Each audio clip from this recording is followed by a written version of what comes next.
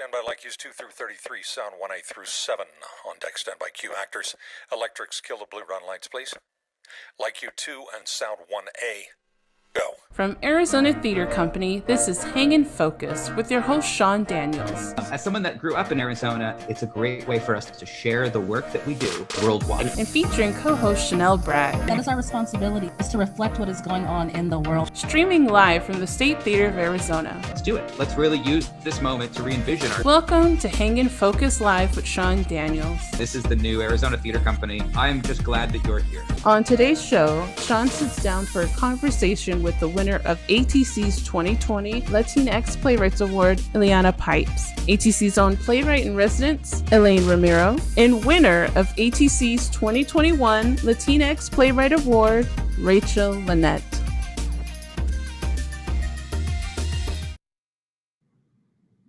Oh, one of the most exciting days of the year. Chanel, how are you? I'm wonderful. How are you, Sean? I'm good. All right, so let's walk through this for everybody. Should first we bring out Elaine just to talk about what is the award and how we got here and its history? Absolutely. Let's do that. But first, hello, Elaine. We just want to give you a big shout out before we jump into the award and just really thank you for your work and your dedication of the award thus far. I don't know for any of us, because we've been doing Hang in Focus for a year now, so you might have heard us contextualize this in previous episodes, but Elaine has been holding this award down for like the last 20 or so years, and so we just want to say thank you for being such an integral part of our organization, and of course, this is such an important piece of ATC's history, is this award that you've helped us nurture and foster over the last, again, 20 plus years. So does this make 21 now? I hesitate to count. I like to stay in the moment with it because I just don't want to go, it's something like that. Yeah. And what's beautiful is we've been holding down this award and we're so ahead of the conversation. We've been having this conversation for 2 decades, and I'm very excited that, now the world is catching up with us and saying, 1 minute, we love Latinx writers. Where are they? And we can say they're in our history, they're in our bones, they're in our DNA. And I love that about this. I love that. Woven in our DNA, actually.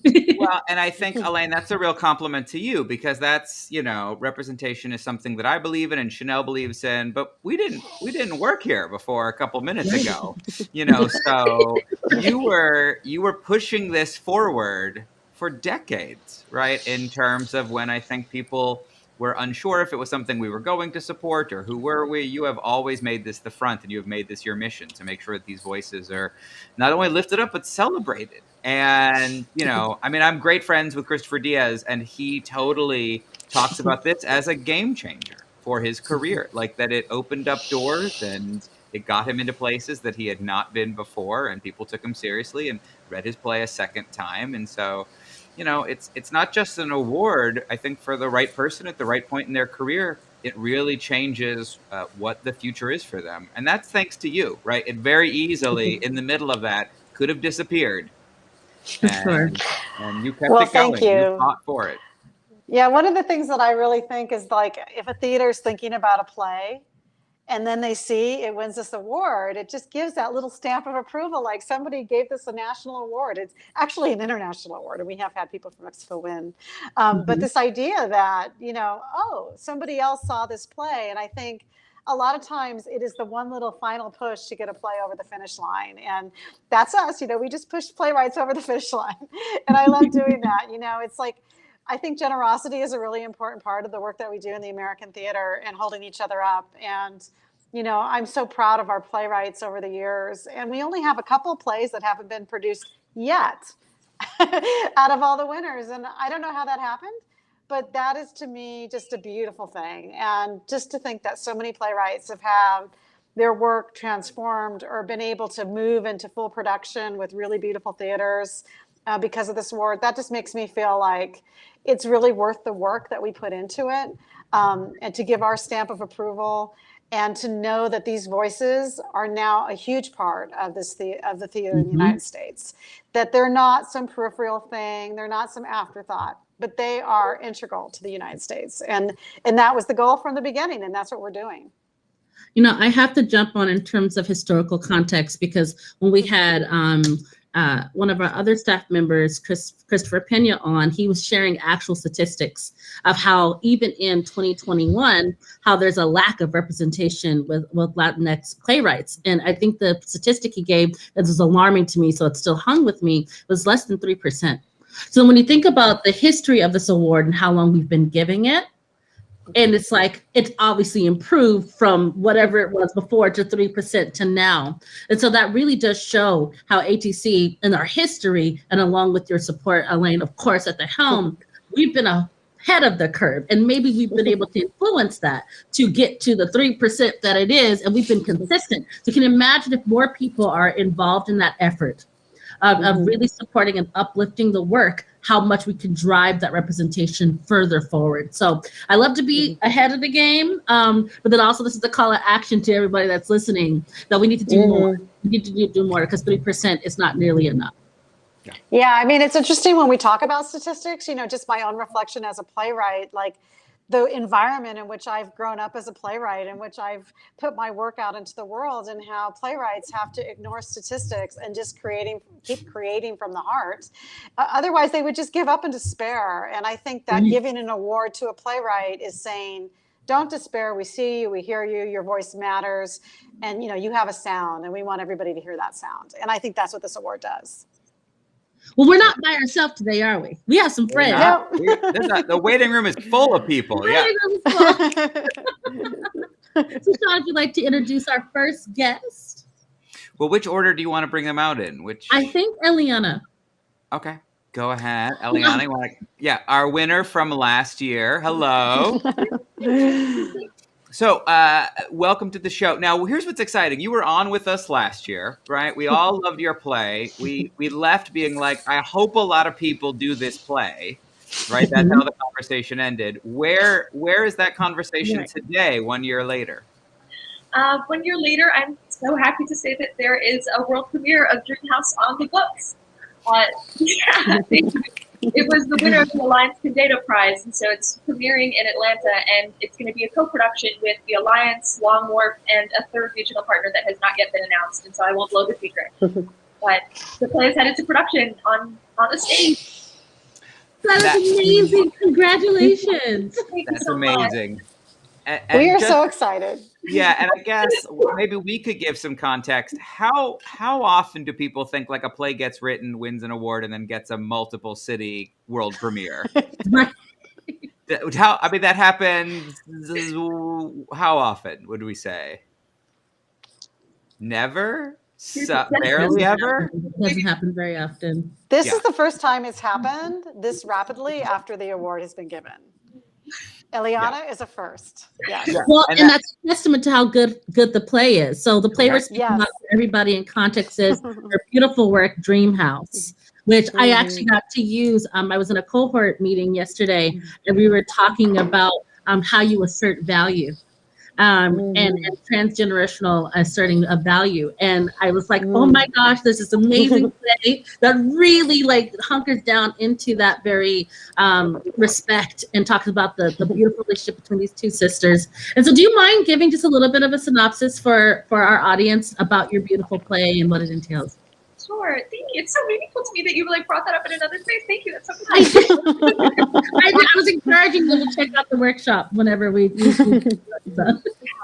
Well, Dreamhouse is about two sisters who inherit their family home after their mother passes away and decide to sell the house on an HGTV style reality show. And the sort of turning point of the story is that the home is in a gentrifying area, and so they're sort of hoping to profit off of the changing neighborhood by selling the house when they do.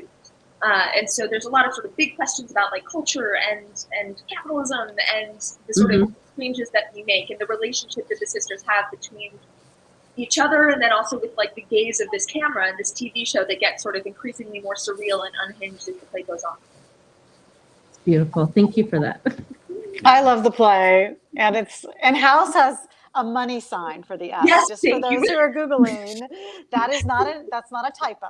That's intentional. Dreamhouse with the $ S. I actually have to thank my mother for that. That was my mother's idea. Really? That's amazing. Yeah, she got it. She had a fabulous idea. All of the best ideas are my mother's.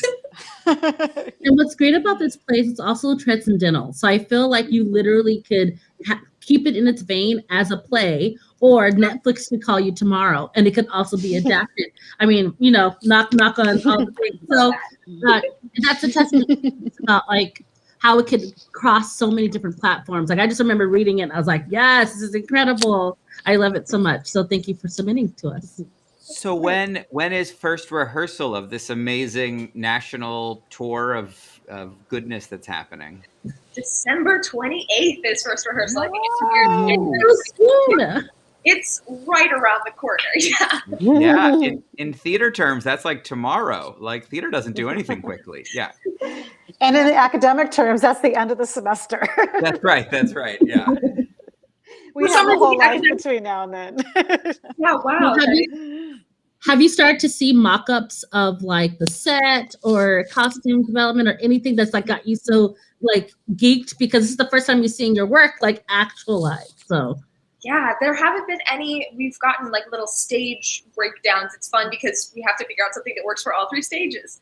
So there have been ground plans, but that's as far as it's gone. There haven't been sort of designs yet. There was a wonderful production at Ars Nova Antfest, and then a university production at CSU San Marcos. So I've gotten to see tastes of it fully realized, but I've sort of like along with the process. Both of those Antfest production and the San Marcos production happened without me. Like I was in another state. So for this one, I'll finally get to be actually like in the room when the decisions are being made. I'm so excited. That's great. San Marcos has a beautiful program. They're really great. Yeah.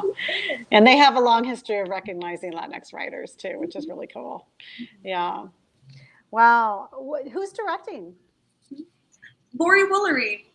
Oh, that's so beautiful. Yeah. Lori's amazing. Yeah. I was really glad. I'm so wonderful, like so happy to be working with her. It's been really a dream. Yeah. She's been somebody that's been sort of like on lists of mine for sort of directors to work with for a long time. And so I'm so glad.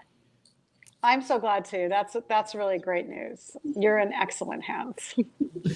So let's now take a moment and transition to this year's winner to announce who it is. Oh yeah, you got something else? I do. Just right before. So yeah. I would like Eliana, while we're in this moment with you though, to give us like, when you first found out that you won the award, right? What was it like for you when you received that? And then what has that confidence or what has that done for you to move forward and how you are writing more pieces, or how that's like affecting, your relationships with all these new theaters that are picking up your work? Yeah, absolutely. Oh man, I mean, it was such a huge relief and a huge joy. It's always for a playwright so scary to, write something and not know if it's ever going to find a home. And so to know that the play had gotten recognition on that scale was so meaningful to me. I had, of course, heard about the prize forever. I feel like it's that 20-year history really does it well. I knew that it existed. It was something that I knew about before I even took my own writing that seriously. And I knew the winner of the year before.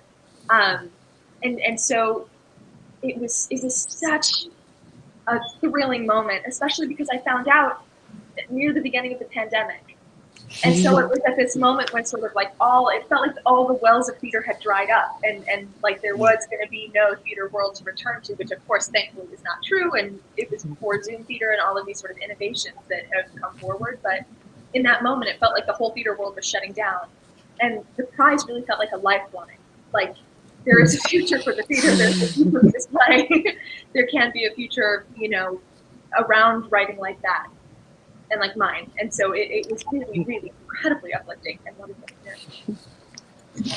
Thank you. I just appreciate it because I want to hear what that means. Like, Sean and I were talking earlier about being a playwright and what those milestones are for you, and how these awards can do so much more for you than just the recognition. Like, it can help you pay your bills. You know what I mean? There's so supporting playwrights and supporting our artists are really important, because that award does help you in many different ways. And so then just knowing how it emotionally affected you to be able to receive the award is just really, I was curious. And so thank you for answering that question. Absolutely. And also to the rest of your point, it definitely also did bring in material resources. It was really helpful to have that prize stipend at the beginning of the pandemic when the theater world dried up.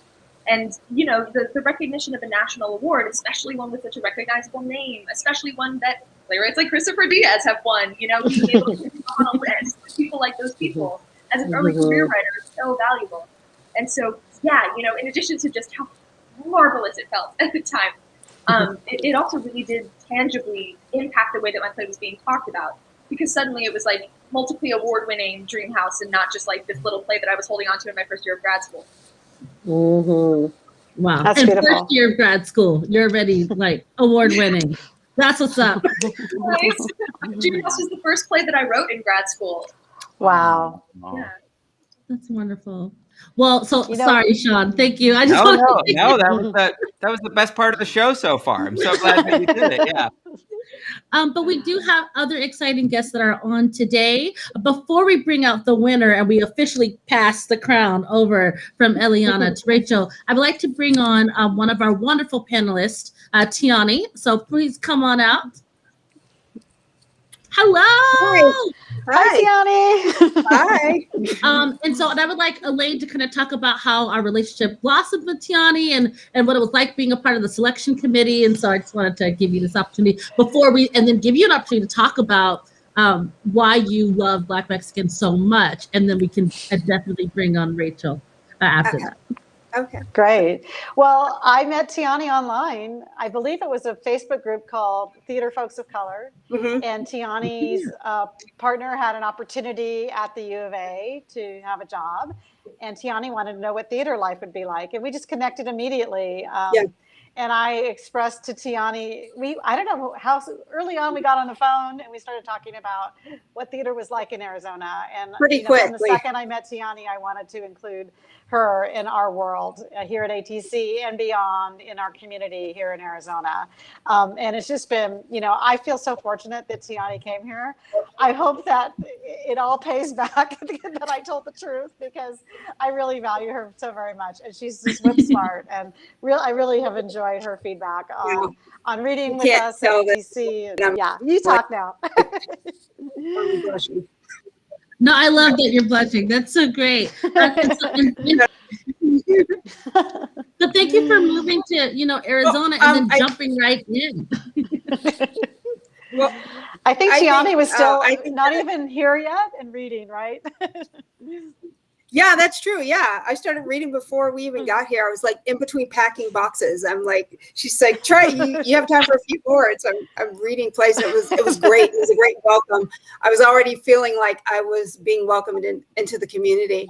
I think the first conversation I had with Elaine lasted a couple hours. Like we just instantly connected. You meet those people and you just feel like you've known each other forever. And Elaine was pretty much what sealed the deal, at least for me, to come here. So no pressure, Elaine. But because it was like, I don't know about Arizona. It's hot and it's desert. And I'm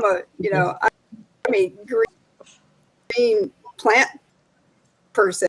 And then mild weather. I'm from the Bay Area, we like it mild. But it's great to be connected with the theater, to be here and to feel so just welcome. And I enjoyed reading all the plays. When I read Black Mexican, I had never read anything like that, either about, I don't want to talk too much about, what's in it yet before she gets there. But in terms of content, the themes that very, very just relevant right now. They're subject of the moment, but also are universal and extend beyond the context of the play. There's just so I could already see in my head, like I'm a director, and that's how I think. Like, how do I visualize this? What do I want around it? How do I put this in context? And I can already see like talkbacks happening, just because of the topics that it brings up, and engaging the audience and making them ask questions and making them just even think about some of these things in ways that they may not have. So I don't want to, like I said, you can tell me how much I can or can't say, but we haven't discussed it yet. So. Well, it's a perfect segue to bring out Rachel. So Eliana, I'm actually going to have you introduce Rachel Lynett and have her come in and officially give your passing of the torch to our newest winner. of the National Latinx Playwrights Award. Hi, Rachel. Come on. I don't know how to sum you. I don't know. No, you did Oh, great. you're doing it.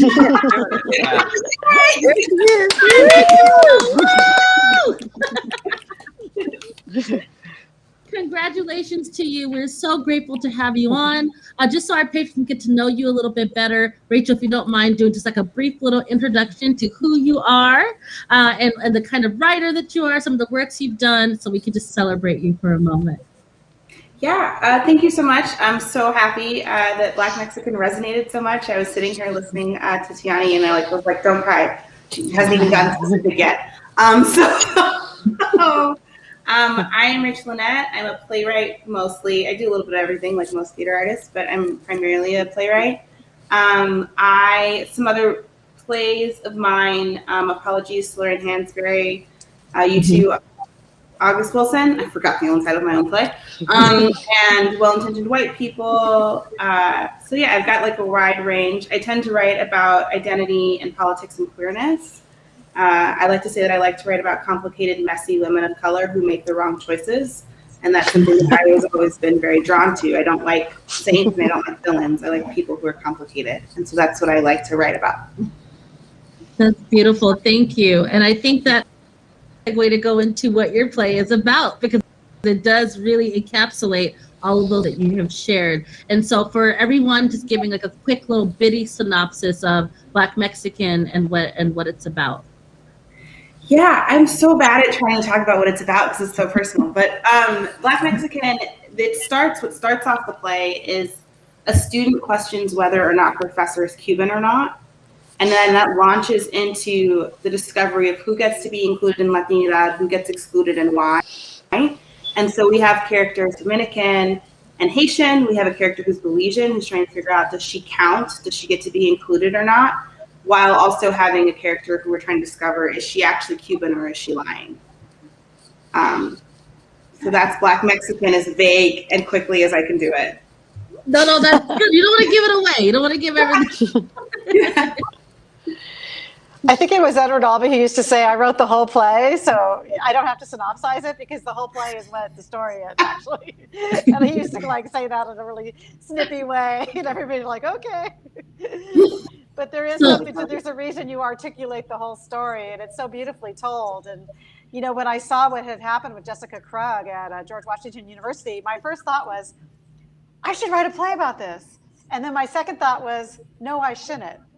I'm not the one to write this play, but Rachel, you were. And when I found your play, it was like a wish that went out into the universe, and you heard it and you caught it, and then you were holding the star and you brought it back to us. And it was just, to me, that was just the most gratifying feeling.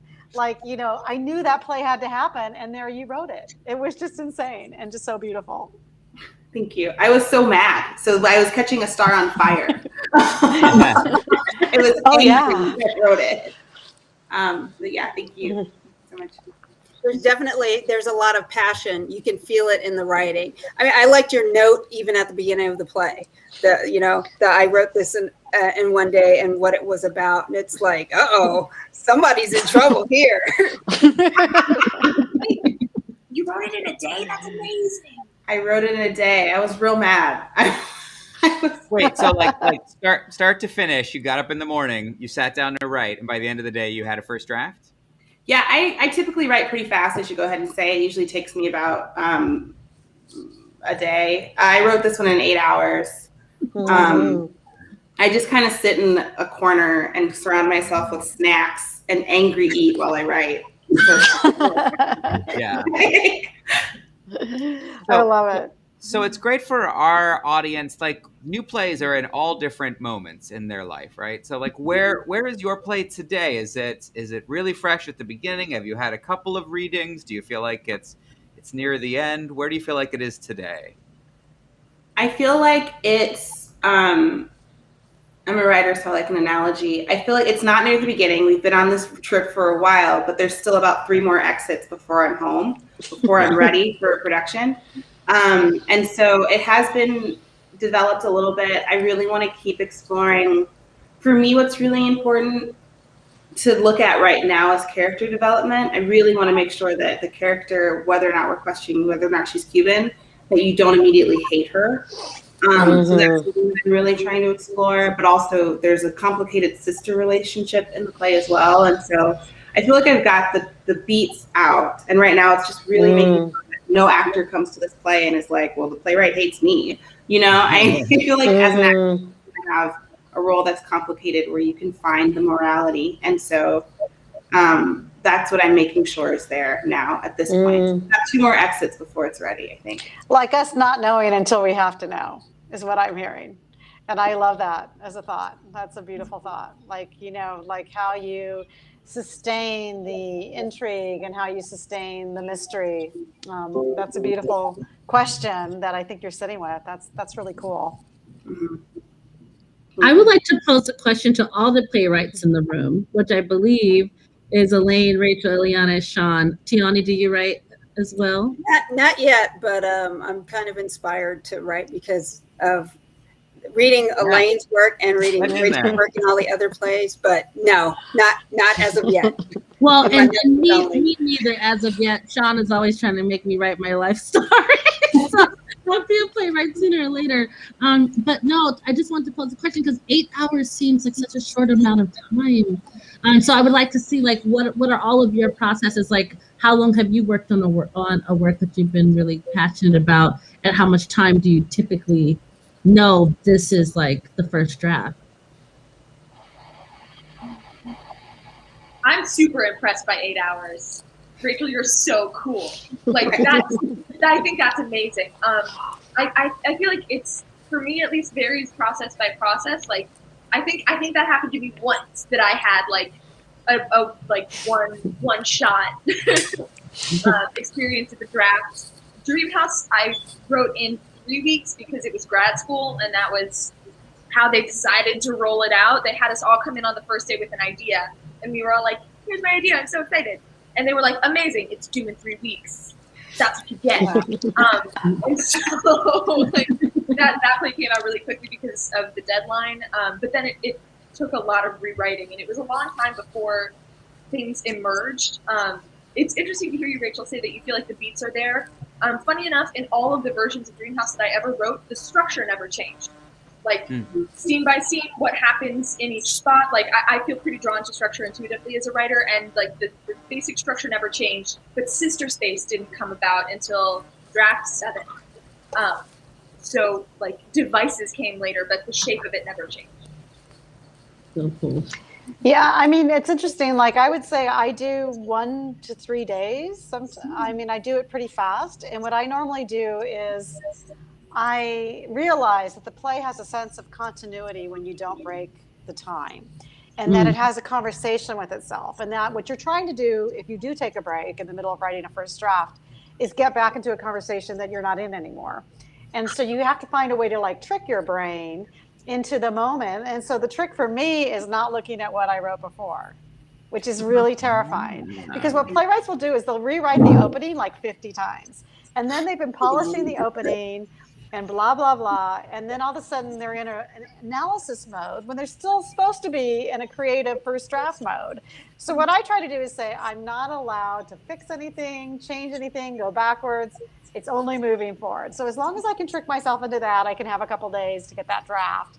And then I can go into my analysis brain and do my revisions. And so I feel like I'm really fast to write a first draft, and then I do tons of rewriting because I love the process. And I think that, you know, we have to figure out, like, where does the play really start? Where does it really end? You know, what is excessive, or where was I just BSing my way so I had pages and now I need to get rid of that extra stuff? Like, there's all that stuff that you have to do. And I think, like, it's all about getting honest. Every draft is about getting more and more honest about what really belongs in the play and what doesn't. I love that. Okay, Sean. You know, I think what we're learning here is that Rachel is an Olympic sprinter, right? Because the rest of us are going to say, like, I'm quick.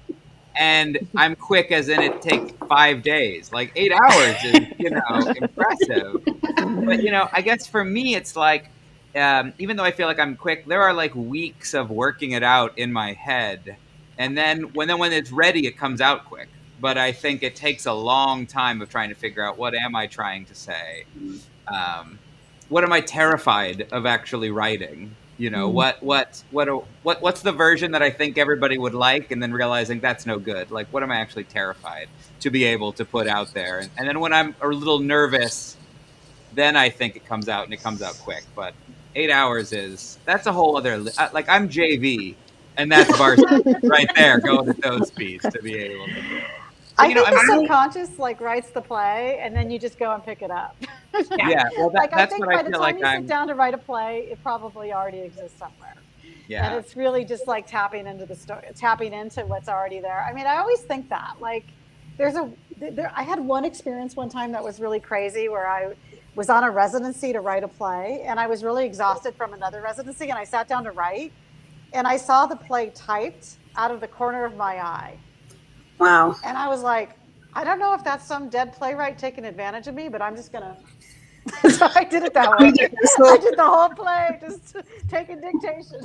Yeah. Well, and so Rachel, I'm curious, like in 8 hours, like when you sat down, did you know how it ends? Did you know where it goes? Or you're just like in a transcendental moment, like it's just coming out of you onto the page? Yeah, I really don't like to I don't like to outline. I don't like to think. I really like what Elaine said, is that like I don't read backwards. I don't question. I just go on the journey. And sometimes the play is great, and sometimes I'm done and I'm like, what's this hot mess I wrote? So it's not always a great play, but I am someone that just likes to see. I trust my characters. I feel like I'm a character-driven playwright, and I just like to see where they take me. And then that's when I really love working with actors to help me. I'm also very structure-minded. So it's very easy for me to just pick a structure, but I also have noticed that I got into a habit of like, my plays happen over 3 days, because that's how what happens when you write a play in 8 hours. You're like, tomorrow. I love I will this. say I'm quick to write, but I'm very slow to edit, which that's where I get in trouble, is like, I love creating something new, but whenever I have to edit, I'll just write a new play instead. So now I have like a bunch of plays. I have edits too. Companies will be like, where's the edits? And I'll be like, what about this other play that I wrote? Do you want to That's so fun, Rachel. I love that. I feel like I'm learning so much about playwriting in this moment. This is a masterclass for everybody watching. One of our Facebook friends, Howard Allen, said, "Gotta love playwrights talking process when it turns out to be a miracle, plain and simple." And I think that that's really interesting, because I don't know. I just always assume when Tony Kushner sat down, he must have sat down with like some huge long process, and it could have been that he just sat down for 8 hours and like turned out, a huge play like Angels in America. So that's really interesting. So I think one of the things. Oh, go ahead. I was just going to say, what I love, Rachel, is it sounds like you really have found your bliss space to be in. And I love that non-judgmental place. Like, I feel like that's the way to be a prolific playwright, is to step into a space where you're not judging and writing at the same time. And it sounds like you've located that. And I think that's just the best advice. I think that so often, when people think they're learning technique, they're really learning what they can't do more than what they can do. And I think what you're talking about is like, hey, I'm going to trust my characters. I'm going to sit with them, and I'm going to let them tell me their story. And I think that's really beautiful. And that's like gorgeous advice for any playwrights out there, because, it's really easy to pick up a book on playwriting and be told like, okay, here are the rules. And the rules don't do anything but make life hard for a playwright. And they shrink visions. And so I love that you're so in the moment with your writing. It's just a gorgeous thing. Yeah, I really do believe you can't edit and write at the same time. When I taught playwriting, that's something I always say on the first day. You cannot edit and write at the same time, or else you're going to hit writer's block. So yeah, and like I said, not everything's gold. I have 2 different shows that just are going to die on my laptop, and that's fine. And I think learning to be okay with that, like knowing that I took a swing and a miss, and that's okay. So I think that's a good life philosophy in general, because I think we all have that judgy person that sits there, and saying you can't do this, or that's stupid, or let's analyze this, instead of that keeps us from being in the moment and being present. I think that's all of the worry, all of the guilt, all of that other kind of stuff. So to be able to do that, I agree with Elaine, is a real gift to be able to be present and just let it go without judging yourself or any filters. So let's talk about about the moment that we're in right now, though, because I think as a Black woman, although I'm not Afro-Latina, as a Black woman being the African side of that, like when I read your story, immediately I was like, Rachel Dolezal, like, oh my gosh, like what, like these are, I know we've seen these people in the news, and we've witnessed them in person. You know, someone trying to assimilate to my culture in a way that is offensive. And so when I read it, I was like, yes, it's the part of the conversation that genuinely needs to be had. I mean, even with the last NLPA winner, Benjamin Ben, his play actually wasn't originally cast with women that identify as Afro-Latina, but the director decided to do that, and we cast 2 Afro-Latina actresses to be able to do Alma that we showcased last year. And so there is this conversation about, you know, the issues with colorism that are within the community. And so I want to talk a little bit about that, because that is very much of right now, of the moment, of anybody that's watched In the Heights and the criticism that In the Heights is getting, where our characters are literally from the Dominican Republic and they do not look like they're from the Dominican Republic. And so I just want to open that up to why that fueled that fury of 8 hours for you, to be able to get that on the page, and how that extends in the rest of your work or in your existence, and how you feel as a playwright. Yeah, it's funny. So with Rachel Dolezal, when that happened, I was like, oh, this woman's just lost her mind. Like, I'm not trying to be, you know, I was just like, okay, like she's changed her name from her slave name. She took a deep dive. There's no saving this person. And I just didn't have the same visceral response. And I think why is because my Blackness has never been questioned. Is no one's ever looked at me and gone, you're not Black. Right. But when Jessica Krug did it, and she did it as an Afro-Latina, that pissed me off, because my Latino-ness is constantly questioned all the time. And it's like, well, yes, my mom's born in Belize, but her parents are Mexican. So like, what do you want to do about that? Like, does that still not count? Why? Racism. Great. So it was when I was like, I realized the reason why that upset me so much more was because this is an identity that was questioned for me, but no one questioned her. And that she didn't choose to be Latina, she specifically chose to be Afro-Latina. And that is an extra step of cruelty to me. And so I really wanted to, like, why do we let Hillary Baldwin get away with this, I forgot how to say it in English, nonsense? Like, why do we let people, and is it our obsession with whiteness, and how is that destroying our cultures? And just like, who are we excluding and who are we letting in? And I really wanted to explore that. And even though this is specific to me, like you said, I think it's cross-cultural. There are lots of people that can look at this and say, why are we letting these people in and other people aren't? But for me, because Rachel Dolezal, no one's ever questioned if I'm Black. Like, it was fine. But with Jessica Krug, I was like, oh, blank, no, I won't curse, but I did when I read it. So, and it's literally because I've had to defend like when I went to Costa Rica and I was speaking Spanish, and they're like, why do you speak Spanish? And it's like, because I was raised, like, why am I still being questioned so much? And so that was different. I think it's the gatekeeping in our communities. And it's funny because I wrote 2 plays back to back that explore gatekeeping, but Black Mexicans feels really personal and important, just because I think we need to think about it. Well, thank you for that vulnerability. Like, it's huge. To speak from a true place of reference, like, I think if I were to sit down and try to write something, you write about what you know, right? Or what you experience. And so when you were explaining your process with this play after hearing the news, I was like, I understand how that could fuel so much. But this also talks about how huge the diaspora really is and how it reaches, right? Because this is an award that is given to a Latinx playwright, but that does cover so many different experiences, right? And I feel like this is such a poor comparison, so forgive me, but like, I grew up being in quinceañeras and dancing to like cumbia, right?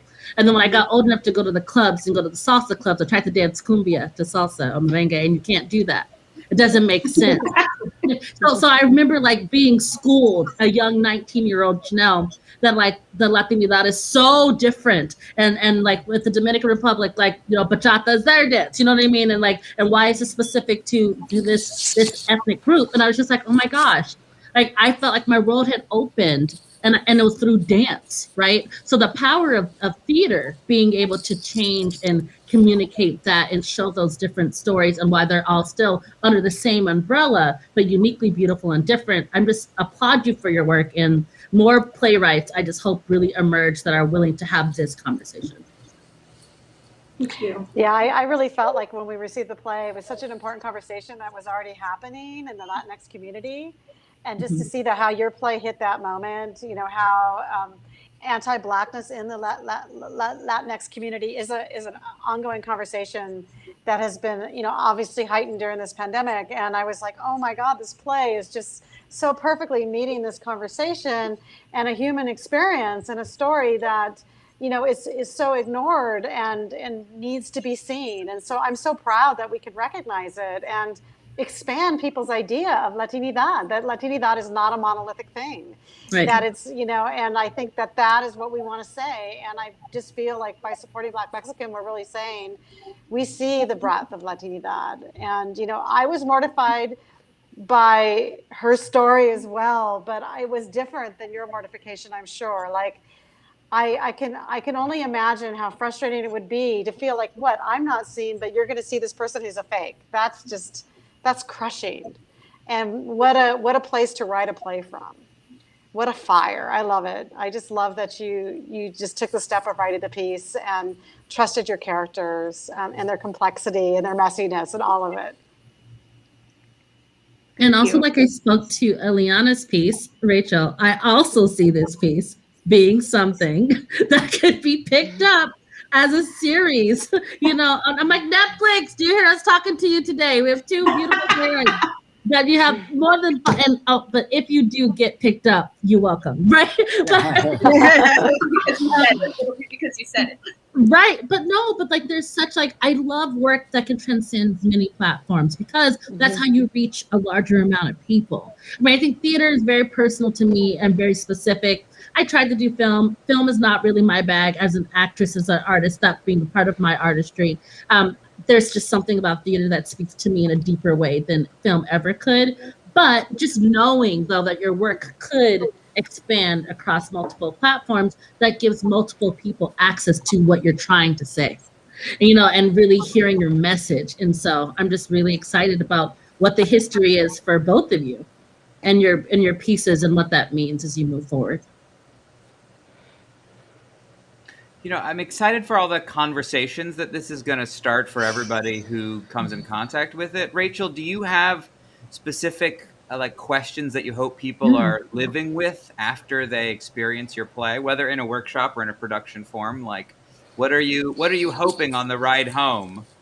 Not in a talk back, because it doesn't happen there, but on the ride home, when, you know, what do you hope that is still lingering with them, and what conversations are started that hadn't been there before?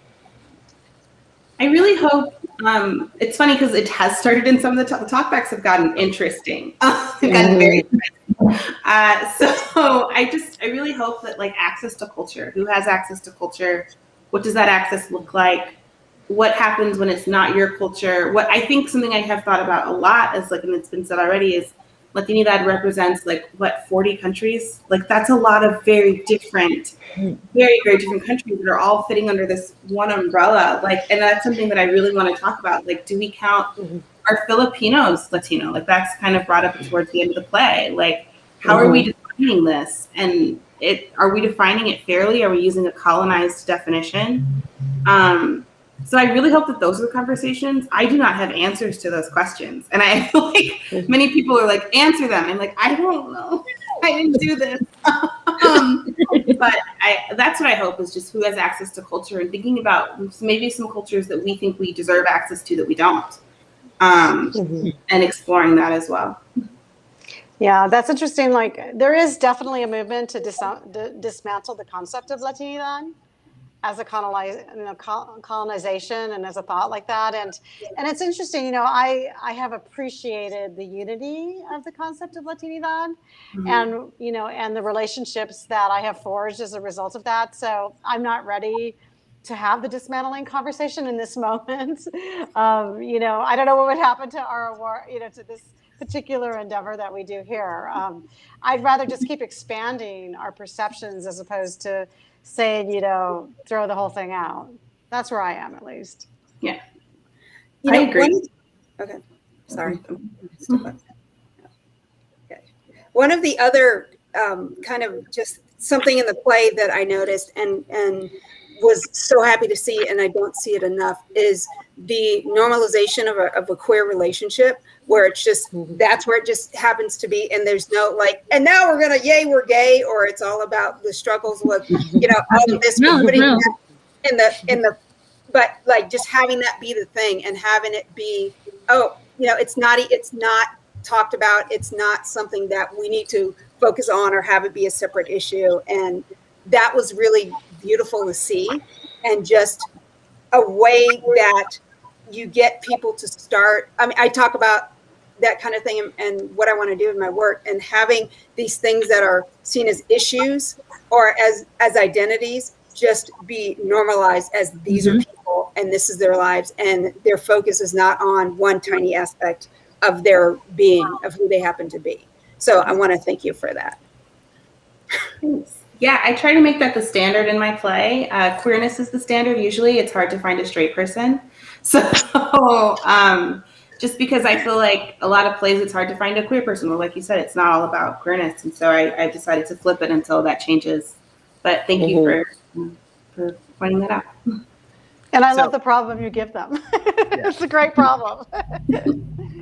I would like to speak to on who you write for, though, for a moment, because I think if I ever do write, I think my artist brain would also be like, well, what are roles that are missing for women of my type, right? Like that might little spur me to have that idea of who I write for. So as you have written, I know, Elaine, I mean, you've written a million plays and they're all over from very many various beautiful perspectives. But what is like your mission as a playwright of the types of stories that you want to tell specifically? And I know, Rachel, you already shared that it is definitely from the queer Latinx perspective, but can you expand on that just a little bit? My playwrights in the room, about what your mission is of what the roles that you are running to write about. Yeah, I can go. Am I going first? I don't know. I never know. Okay, so I can go pretty quickly. I think that I write for and who I write to are very different. I write for people who I think haven't been represented on stage and who haven't been able to see their stories in a real way. I'm constantly thinking of what story have I not seen on stage, and how can I, stories that I have the right to tell, because there are stories I don't have the right to tell, but stories within my right to tell, how can I make sure that I'm constantly representing my various communities? The people that I write to, however, is different. I recognize that many audiences are primarily white, upper class.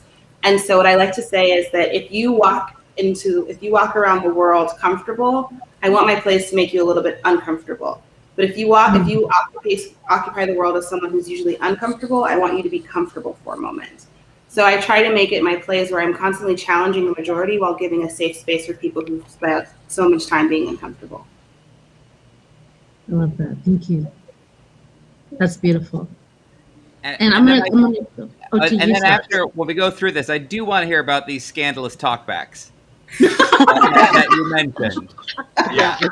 Yeah, you know, we could go around the room, but let's get back to the scandalous talk, because I do want to hear about what happened that made you clock that as you know, how people responded. Yeah.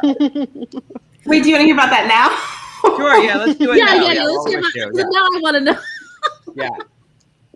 I do want to hear everybody else's. Okay, I'll be very, very fast. The talkbacks, there was a lot of conversation about, well, what are we supposed to do? People have asked, should we just get rid of Latinidad? I'm like, no, I don't think that's the solution. Another one was, someone was talking about, there was like a weird derailment in one of them where a woman who was white had adopted a black son, and she was like, well, what do I do? And I was like, I don't, this is not the moment. Like, I don't. And so it just really kind of, people, no matter what their ethnic identity was, it just certainly became, well, like, how do I do this? And it's like, I just wrote the play to start the conversation. Please see a therapist. I cannot help you with this problem. So yeah, it really sparked, which is, I think is great for plays to do, but it really did spark a conversation about identity cross-culturally, cross everything. And the talkbacks got pretty heated. So yeah. Like people upset with each other, upset with you? They were, have been told that I've presented problems with no answers, and that does not help. And I was like, that's not my job. Oh, holy Christ. That's Tell us what to insanity. do. Yeah.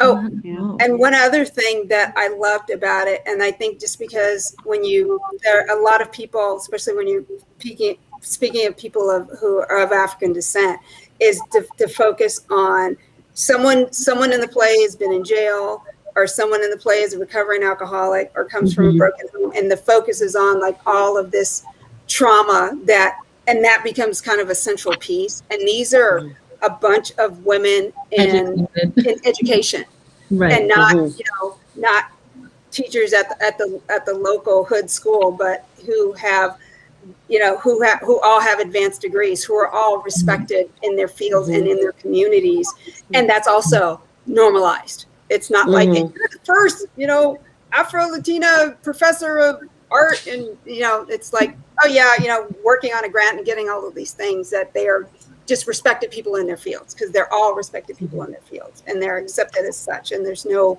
big deal made about them. I'm the pioneer, I'm the first match, and so it's great for me to see just more those kinds of things normalized. That struck a chord with me also. I'm so glad you brought that up, Tiana, because that was the first observation I made, and I was like, oh, all right, come through, educated. Now I'm into this feed, and I was like, ooh, things are getting messy.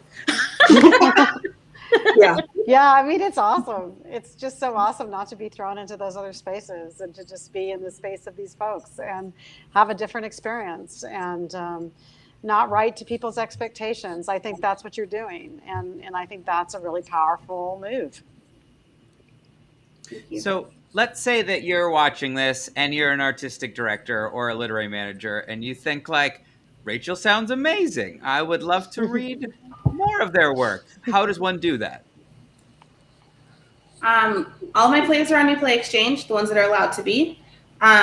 If not, email me. You can just contact me through New Play Exchange. My reps are on there too. But it's easy to find. I've got a few that are out and about. But New Play Exchange is the easiest way to get to me. And what is New Play Exchange for people that don't know?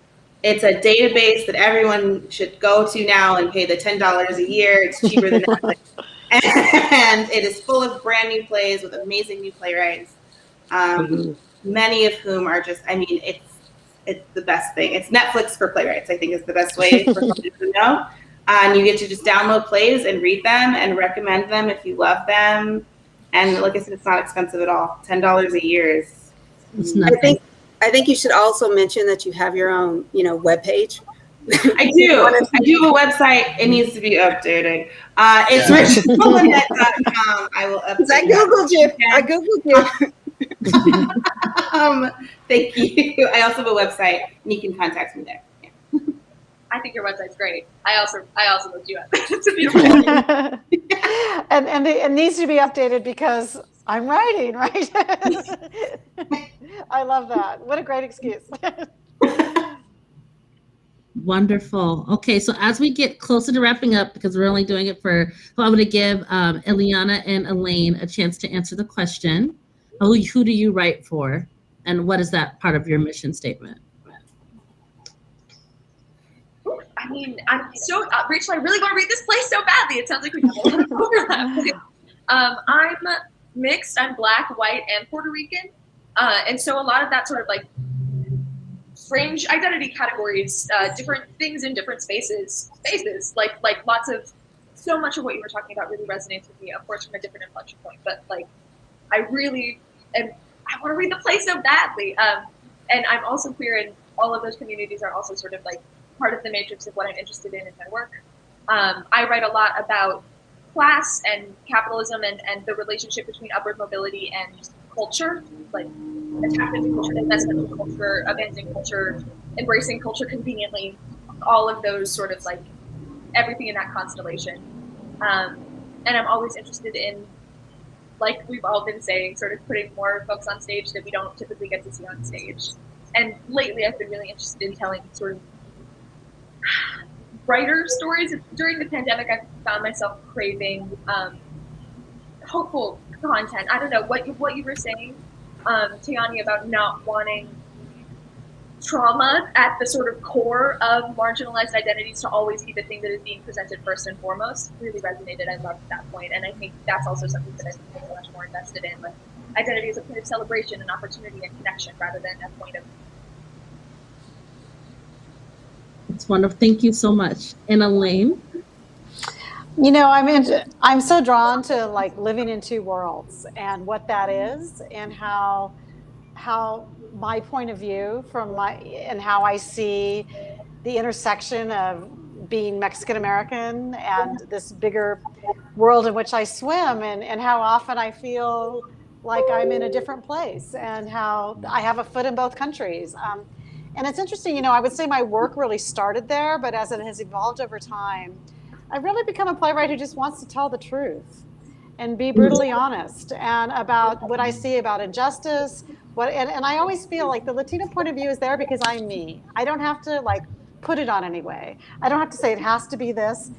Just because of who I am, the plays will represent that point of view. And so I give myself a really big canvas at this point to tell many things that excite me and interest me. But I really have a heart for justice, and I love lyrical work. I love language, and I trust actors. I mean, I always feel like I have this very deep relationship with actors when I write, and that I always think there's like this cerebral ensemble. And so I'm writing for those actors in my head and hearing them. And I feel like there are actors that don't even know they're in my head. They don't even know they're in the ensemble. Like they haven't even learned that yet. We haven't had that chance to work together, but they're there and they inspire me. And one of my friends told me that he even works with actors once they've passed on, which I think is really beautiful. Eugene Lee told me that. Yeah. So, you know, I think that there's like, you know, I feel like as we continue to write and keep writing, we should let ourselves be taken by many characters and stories. And although we want to know our voice, we want to know what it can be. And so I'm still learning me. Gorgeous. Thank you. And Sean, before you transition us to words, I would love to hear about like who you write, like what stories resonate with you that you like to write about. You know, I guess as a director and a writer, it's all the same things. I love dangerously honest theater. I think we have such, like, we're in the room with people when it gets performed. And I feel like that is so, when someone is on stage and it feels like they have shared something that is scary for them,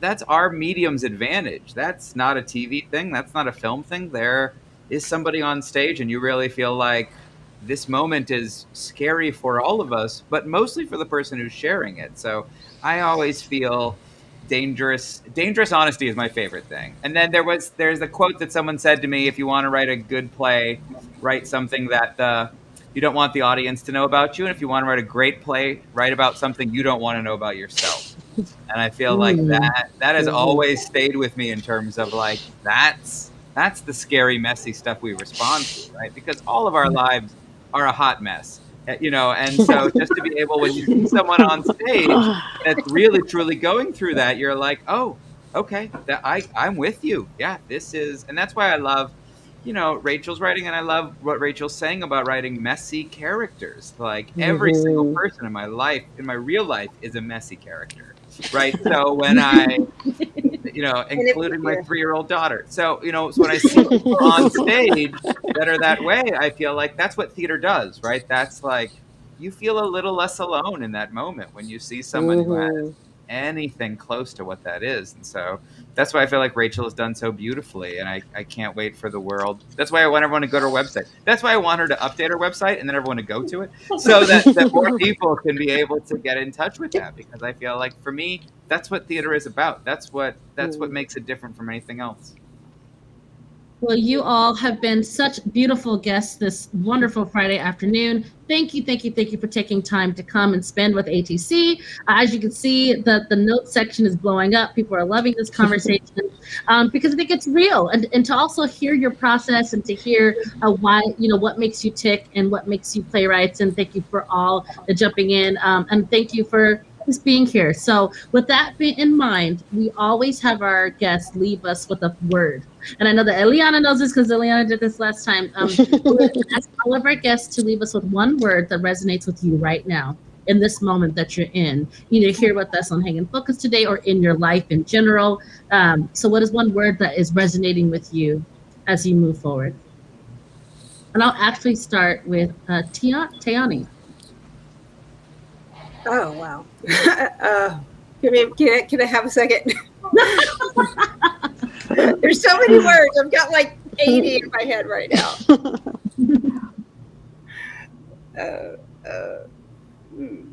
Resilience, I think, right now.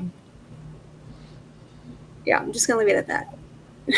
Is there any particular reason why resilience, that you'd like to share?